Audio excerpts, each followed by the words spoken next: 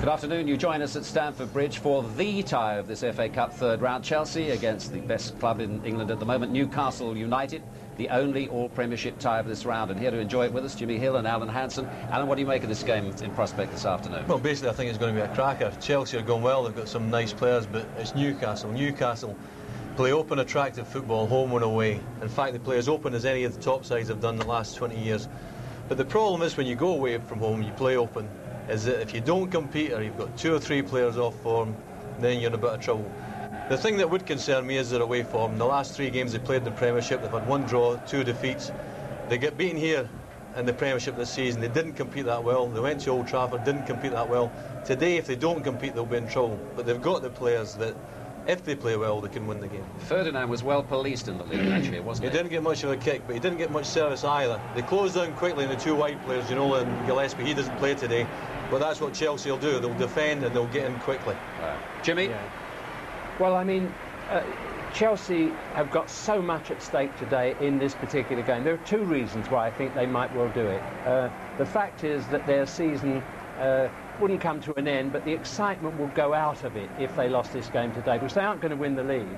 And they've got Hullet, who is waiting to come back into that side. And I think that doesn't play today, which is it'd be a disappointment for the fans, won't it? It is a great disappointment, and we're you know, I mean, for everyone. But nevertheless, I think if you're in the side like that and you've got so much at stake, you're wondering where Hullet, a player who can play many positions, can come back into the side, and you don't want to lose your place. So on that basis, there are psychological reasons why Chelsea have got to get to grips with this game and beat Newcastle. And Newcastle's temperament, I think, must be a little fragile today because of their away form, which Alan referred to. So it's an open game. Anybody can win it, but I'm going for Chelsea. OK, we'll see what happens. Well, we've got a couple of results for you already in.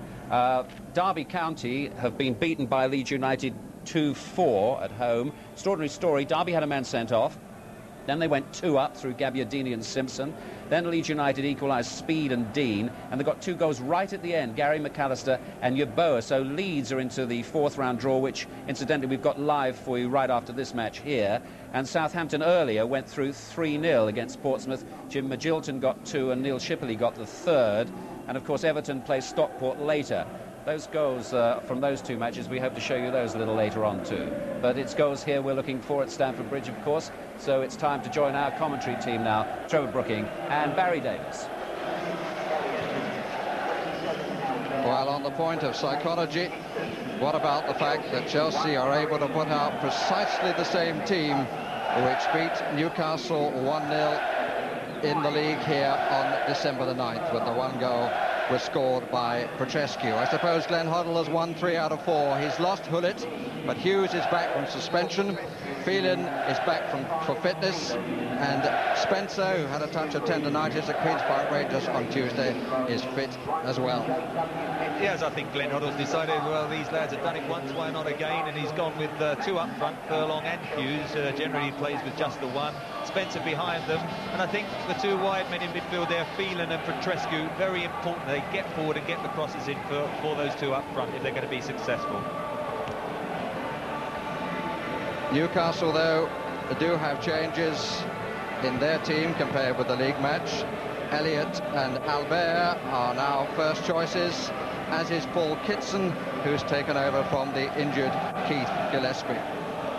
Well, after the poor Old Trafford performance against Manchester United, they followed the home game against Arsenal by going 3 central defenders. Albert, good to see him back playing, getting back to full fitness. And of course, quite a lively midfield. That Lee, Beardsley, Ginola all going forward. And now Kitson up front with Ferdinand. It looks full of goals if they can get those men forward. Well, you can hear supporters from both sides in good voice.